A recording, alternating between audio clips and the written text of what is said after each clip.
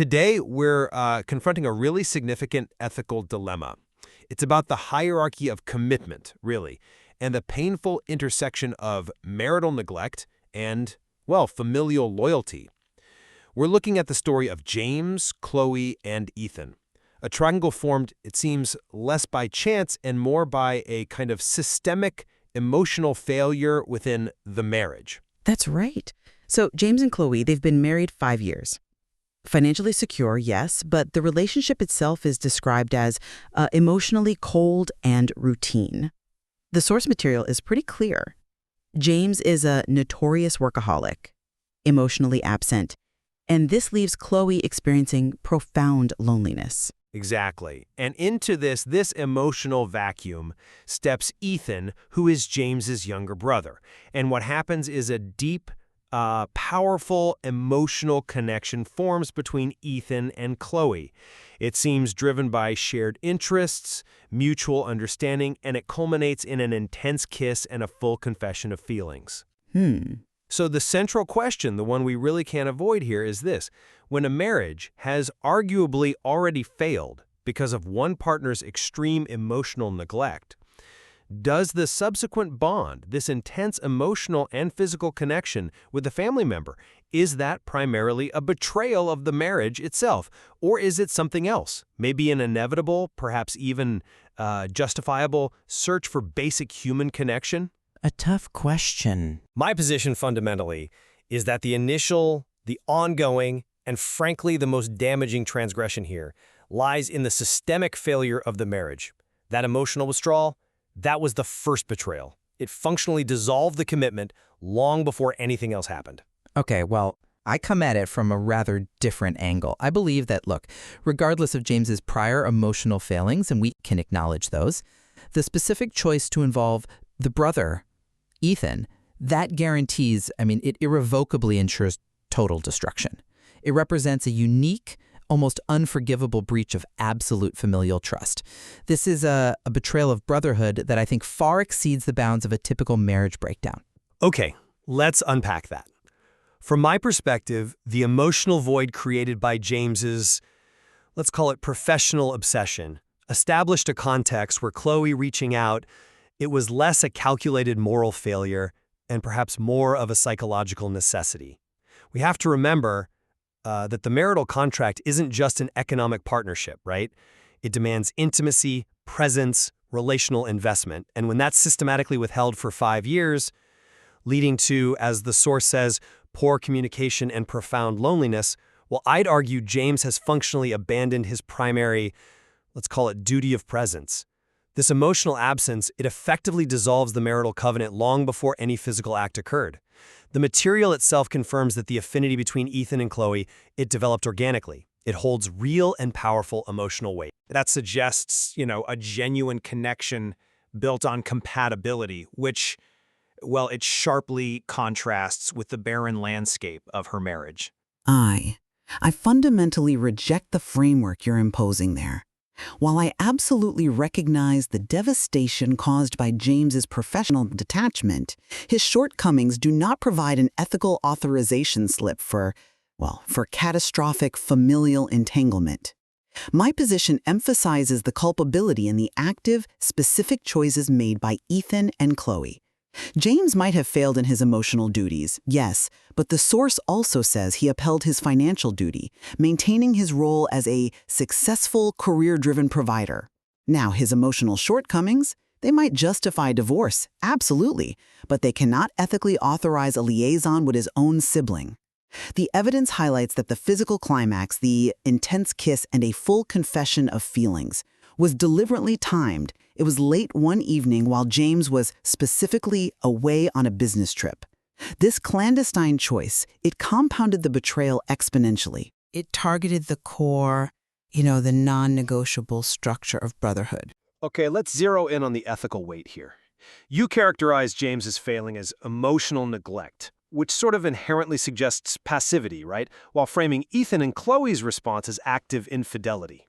I'm just not convinced by that neat binary distinction.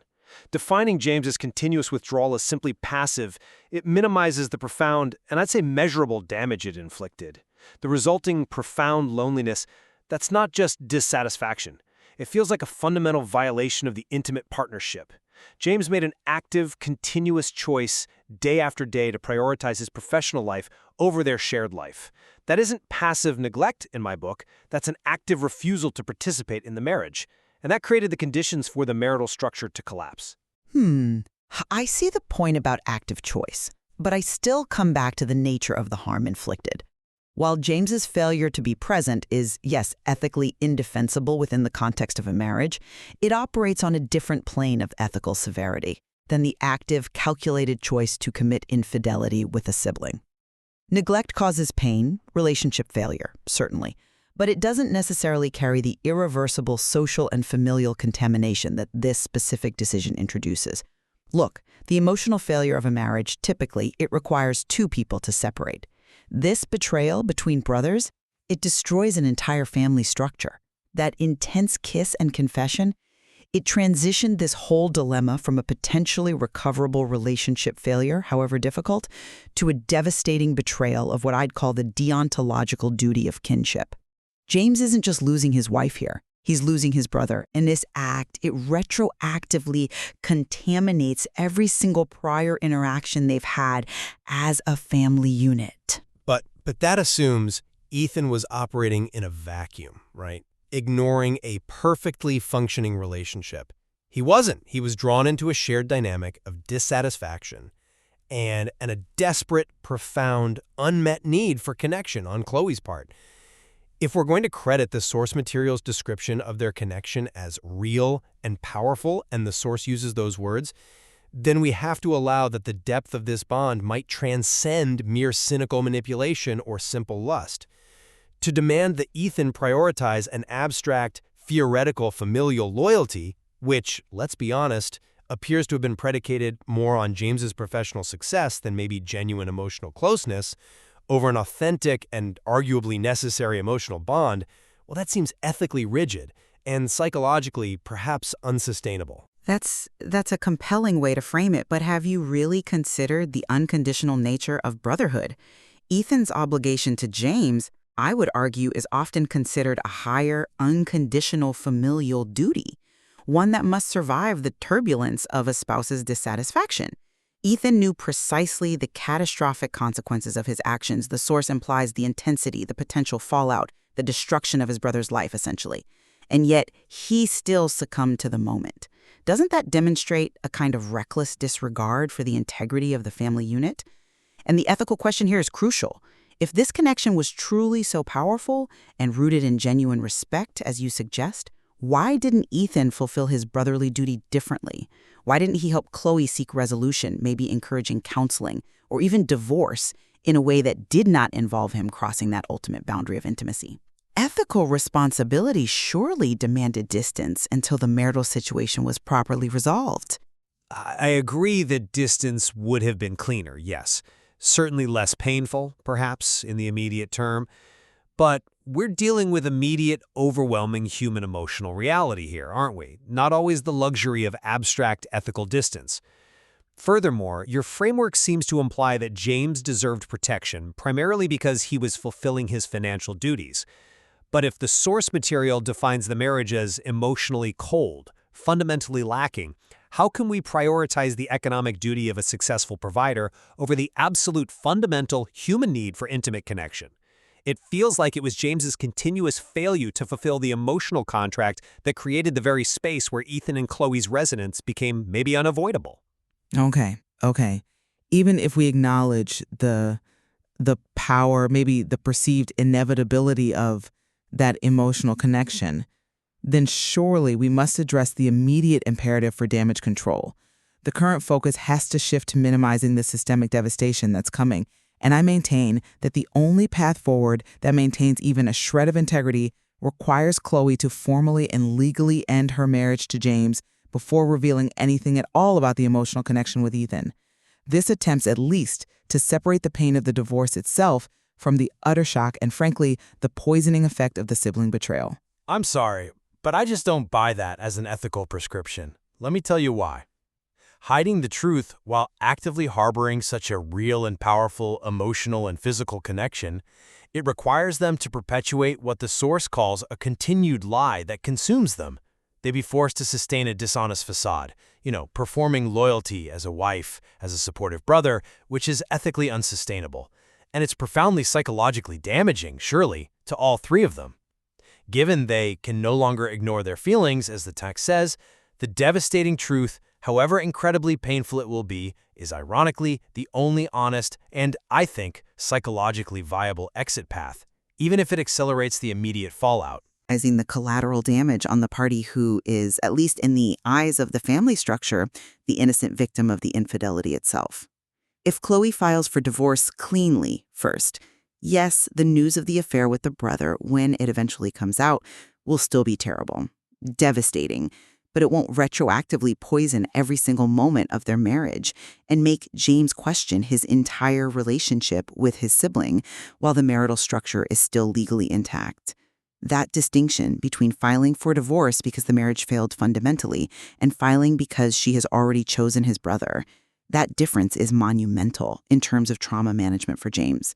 It provides him, perhaps, just a momentary illusion of control over the initial collapse, which might be crucial. That line of separation, it feels like a mirage to me, and frankly, maybe even a subtle manipulation. James's emotional absence already poisoned the marriage years ago. Trying to neatly separate the cause from the symptom now just prolongs the deceit, doesn't it? The genesis, the root of this entire conflict, lies squarely in James's withdrawal of presence, and any attempt at damage control that prioritizes a lie, even a temporary one, is just another form of continuing the fundamental dishonesty that destroyed the relationship in the first place. So to summarize my perspective, this story is fundamentally a tragic demonstration of how sustained emotional absence, the failure to uphold that duty of presence, can functionally terminate a marriage.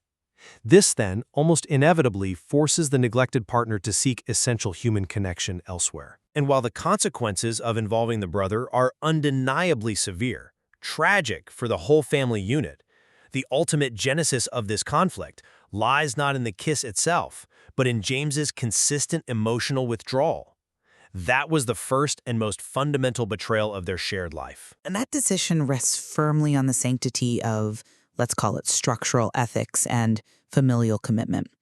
Regardless of the prior emotional context, however difficult it was, the specific choice made by Ethan and Chloe guarantees maximum systemic fracture and pain. They prioritized personal emotional desire, the realization of their irresistible affinity, over the indelible, arguably non-negotiable, familial obligations owed to James. This isn't just infidelity. It's an exponential betrayal that targets the very foundation of brotherhood itself. The conflict ultimately presents an inescapable ethical choice, doesn't it? Between the fulfillment of deep, organic emotional needs and the preservation of the existing, albeit failing, family structure.